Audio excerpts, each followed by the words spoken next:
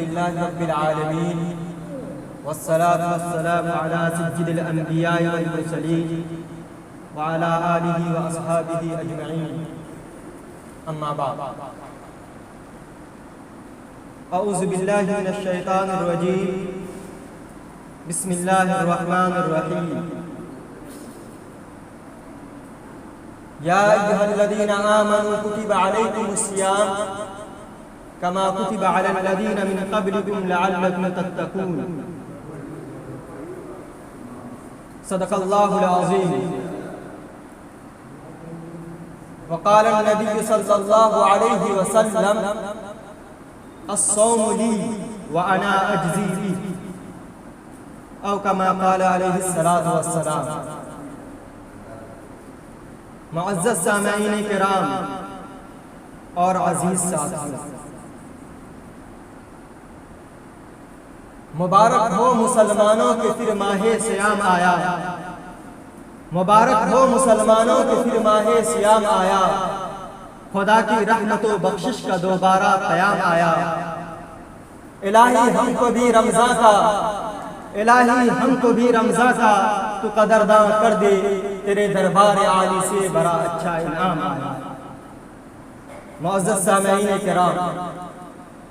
اللہ تبارک و تعالیٰ کا فضل و کرم ہے، ان کا احسان عظیم ہے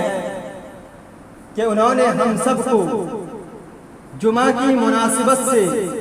مسجد آنے کی توفیق عطا فرمائی۔ یہ مہینہ شعبان المعظم کا مہینہ چل رہا ہے اور آج شعبان المعظم کی 28ویں تاریخ ہے۔ چند دنوں کے بعد رمضان المبارک کا مہینہ شروع ہونے جا رہا ہے۔ اللہ تبارک و تعالیٰ کا فضل و کرم ہے کہ رمضان المبارک کی آمد تک ہم سب بخیر و عافیت ہیں۔ ہمیں اللہ تبارک و تعالیٰ کا شکر ادا کرنا چاہیے کہ اللہ تبارک و تعالیٰ دوبارہ ہمیں اپنی زندگی میں رمضان المبارک کا مہینہ عطا فرما رہا ہے۔ بہت سارے ہمارے دوست و احباب، جاننے پہچاننے والے ایسے ہیں جو آج ہمارے درمیان موجود نہیں ہیں۔ اللہ تبارک و تعالیٰ ان سب کی مغفرت فرمائے، اور ہم ہی میں سے بعض ایسے ہیں شاید انہیں آئندہ رمضان مبارک نصیب نہ ہو۔ اللہ تبارک و تعالی ہمیں اگلا رمضان مبارک بھی نصیب فرمائے۔ اس لیے ہمیں ماہ رمضان مبارک کا استقبال کرنا چاہیے، اس کی قدر کرنی چاہیے، اور ماہ رمضان مبارک سے بھرپور فائدہ اٹھانا چاہیے، اور اس کی تیاری ابھی سے کرنی چاہیے۔ سرکار دو عالم صلی اللہ علیہ وسلم ماہ رمضان مبارک کی تیاری کرتے تھے اور صحابہ کرام کو بھی اس کی ترغیب دیتے تھے۔ ایک مرتبہ سرکار دو عالم صلی اللہ علیہ وسلم نے شعبان کے آخر میں ایک تفصیلی خطبہ دیتے ہوئے ارشاد فرمایا، مشکات شریف کی ایک طویل حدیث ہے۔ سرکار دو عالم صلی اللہ علیہ وسلم نے فرمایا، یا ایھا الناس قد اظلکم شہر عظیم مبارک، اے لوگو تم پر ایک عظمتوں، برکتوں اور رحمتوں والا مہینہ سایہ فگن ہونے والا ہے، آنے والا ہے، اور یہ مہینہ بہت عظیم مہینہ ہے، بہت مبارک مہینہ ہے۔ اس مہینے میں ایک شب قدر ہے جو 1000 مہینوں سے بہتر ہے، افضل ہے، اور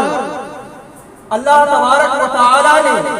ماہ رمضان المبارک کے روزے کو فرض فرمایا ہے، اور اللہ تبارک و تعالی اس مہینے میں جو شخص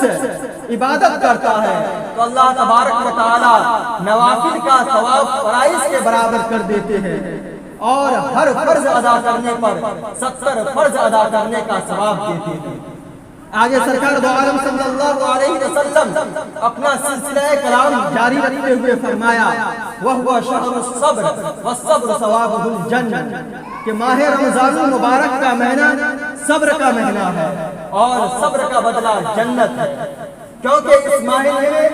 نوافل کا ثواب فرائض کے برابر کر دیا جاتا ہے اور ایک فرض ادا کرنے پر 70 فرض ادا کرنے کا ثواب ملتا ہے۔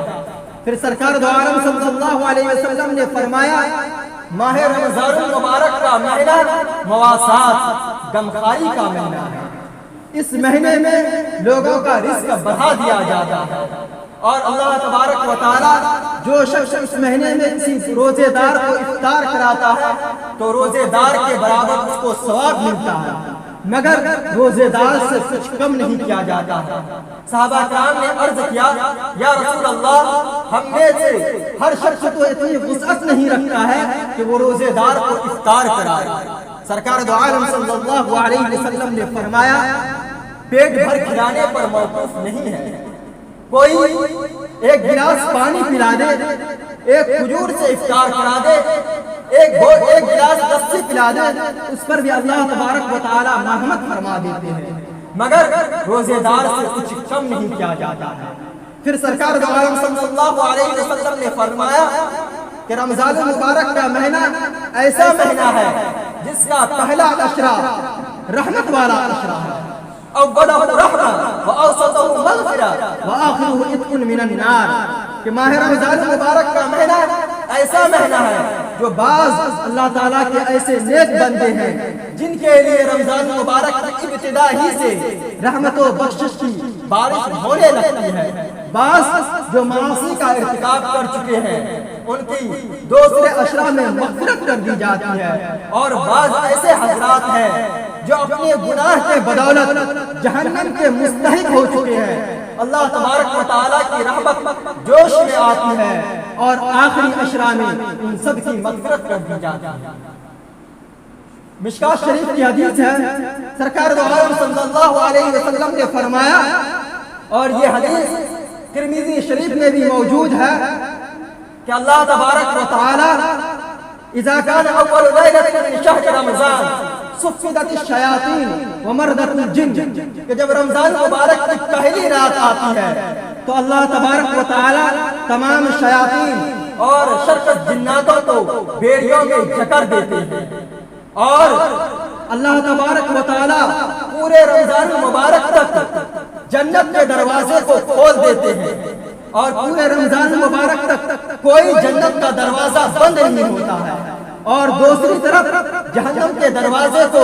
اللہ تبارک و تعالیٰ بند کر دیتے ہیں، اور پورے رمضان مبارک تک جہنم کا کوئی دروازہ کھلتا نہیں ہے، اور رمضان مبارک میں جنت کا دروازہ کھلا رہتا ہے۔ سرکار دو عالم صلی اللہ علیہ وسلم نے آگے فرمایا وَيُنَادِي مُنَادِي يَا بَاغِيَ الْخَيْرِ أَقْبِلْ يَا بَاغِيَ الشَّرِّ أَقْصِرْ، ایک ندا دینے والا، ایک پکارنے والا پکارتا ہے، اے خیر و برکت کے طرف گارو آگے بڑھو، اقبل، اور اے شر و معصیت کے لٹیرو اقصر دور بھاگو۔ اللہ تبارک و تعالیٰ آگے فرمایا وَلِلَّهِ عُتَقَاءُ مِنَ النَّارِ وَذَلِكَ كُلُّ لَيْلَةٍ، اللہ تبارک و تعالیٰ رمضان مبارک کی ہر رات میں بے شمار لوگوں کو جہنم سے آزادی کا پروانہ عطا کرتے ہیں۔ دوسری حدیث میں آیا ہے کہ سرکار دو عالم صلی اللہ علیہ وسلم فرماتے ہیں کہ اللہ تبارک و تعالیٰ افطار کے وقت 10 لاکھ لوگوں کو جہنم سے آزادی کا پروانہ عطا کرتے ہیں، اور آخری رمضان میں اللہ تبارک و تعالیٰ ان سب کو ملا کر جتنے لوگوں کی بخشش ہوئی ہے آخری رمضان مبارک میں اتنی مقدار میں لوگوں کی مغفرت فرماتے ہیں۔ حضرات گرامی، اللہ تبارک و تعالیٰ کا احسان ہے کہ اللہ تبارک و تعالیٰ ہمیں یہ رمضان مبارک عطا فرما رہا ہے، ہم ان سے زیادہ فائدہ اٹھائیں۔ روایتوں میں آتا ہے کہ من لم يدع قول الزور والعمل به فليس لله حاجة في أن يدع طعامه وشرابه، کہ جو شخص روزہ رکھ کر بھی غیبت، چغلی، معصیت، نایانی باتوں سے اور گندی پکچریں دیکھنے سے، ٹائم پاس کرنے سے اگر باز نہ آئے ان کو روزہ رکھنے سے کوئی فائدہ نہیں، وہ تو ایسا ہی ہے جیسا کہ جس کے سے داتا کو میسر نہیں روزی، جس کھیت سے دہقاں کو میسر نہیں روزی اس کھیت کے ہر گوشے گندم کو جلا دو۔ ذرا بتائیے تو صحیح، جس کھیت سے اگر کسان کو فائدہ نہیں ہوگا تو کیا اس کی وہ کھیتی کرے گا؟ ایسے کھیت کو تو بنجر اور چٹل چھوڑ دینا ہی مناسب ہے۔ اس لیے میرے بزرگوں اور دوستوں، جب ہم صبح سے شام تک پیاس کی شدت برداشت کر سکتے ہیں، بھوک کی شدت برداشت کر سکتے ہیں، تو کیوں نہیں ہم ان سب چیزوں سے بچیں اور اللہ تبارک و تعالیٰ کے حضور میں اپنے آپ کو پیش کریں۔ میں نے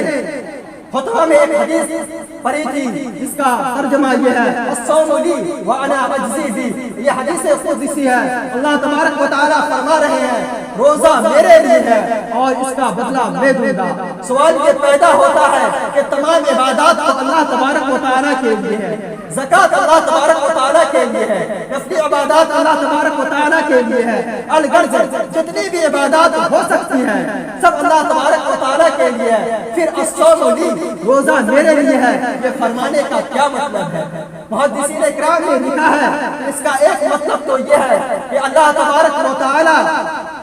یہ روزہ ایک ایسی عبادت ہے کہ اس میں ریاکاری کا ذرا برابر بھی شائبہ نہیں ہے، اس لیے اللہ تبارک و تعالیٰ نے فرمایا الصوم لی، روزہ میرے لیے ہے۔ دوسرا مطلب یہ ہے کہ اللہ تبارک و تعالیٰ نے فرمایا کہ یہ روزہ جو رکھتے ہیں، ایک طرح سے روزہ رکھنا یہ اللہ تبارک و تعالیٰ کی بھوک پیاس یہ سب چیز سے اللہ تبارک و تعالیٰ پاک ہے، اس سے خصوصی تعلق پیدا ہو جاتا ہے، اس لیے اس کو الصوم لی سے تعبیر کیا گیا ہے۔ اور اس کا دوسرا حصہ ہے وَأَنَا أَجْزِي بِهِ، اللہ تبارک و تعالیٰ فرما رہے ہیں روزہ کا بدلہ میں دوں گا۔ یہاں بھی یہ سوال پیدا ہوتا ہے، دوسری روایت میں اس کو مجہول پر آ گیا اجزا بھی، یعنی روزے دار کے بدلے میں اللہ تبارک و تعالیٰ خود چلے جاتے ہیں۔ اس کا مطلب کیا ہے؟ جبکہ تمام عبادات جو کی جاتی ہے وہ سب اللہ تبارک و تعالیٰ کے لیے کی جاتی ہے، تو اس کا ایک مطلب یہ ہے کہ روزے کے بدولت ہونے والے ثواب کی مقدار کو اللہ تبارک و تعالیٰ کے علاوہ کوئی نہیں جانتا ہے، اس لیے فرمایا وَأَنَا أَجْزِي بِهِ۔ دوسرا مطلب اس کا یہ ہے کہ جب دیگر عبادات کا بدلہ دیا جائے گا، نماز کا بدلہ دیا جائے گا، زکوٰۃ کا بدلہ دیا جائے گا، تو اس میں فرشتوں کا واسطہ ہوگا، ان کے ذریعے اور ان کے توسط سے بدلہ دیا جائے گا۔ لیکن جب روزے کا نمبر آئے گا تو اللہ تبارک و تعالیٰ بلا واسطہ انڈائریکٹ عطا کریں گے، اس لیے اس کو وَأَنَا أَجْزِي بِهِ سے تعبیر کیا گیا۔ میں نے شروع میں ایک حدیث پڑھی تھی جس کا مطلب یہ ہے کہ جب کان اول غیرۃ من شہر رمضان وصفدت الشیاطین، جب رمضان المبارک میں شیاطین کو قید کر دیا جاتا ہے تو پھر انسان معصیت کا ارتکاب کیوں کرتے ہیں، گناہ کیوں کرتے ہیں؟ تو اس کا ایک جواب یہ ہے کہ رمضان المبارک میں شیاطین کے سردار کو، ان کے لیڈر کو قید کر دیا جاتا ہے اور اس کے والدین اور ان کے رضاکار کو چھوڑ دیا جاتا ہے۔ دوسرا مطلب اس کا یہ ہے کہ 11 مہینے انسان شیطانوں کے چکروں میں رہتا ہے، شیطان ان کو گمراہ کرتا ہے، ان کے نقش قدم پر چلتا ہے، جس سے انسان متاثر رہتا ہے۔ اس اثر کی بنیاد پر انسان رمضان میں بھی معصیت کا ارتکاب کرتا ہے۔ بالفاظ دیگر کہ رمضان مبارک کے علاوہ دنوں میں شیطان انسان کو اتنا نچا دیتا ہے کہ جس کے اثر کی وجہ سے انسان اس مہینے بھی ناچتا ہے۔ اللہ تبارک و تعالیٰ نے کہنے سننے سے زیادہ عمل کرنے کی توفیق عطا فرمائے۔ آمین۔ وآخر دعوانا الحمدللہ رب العالمین۔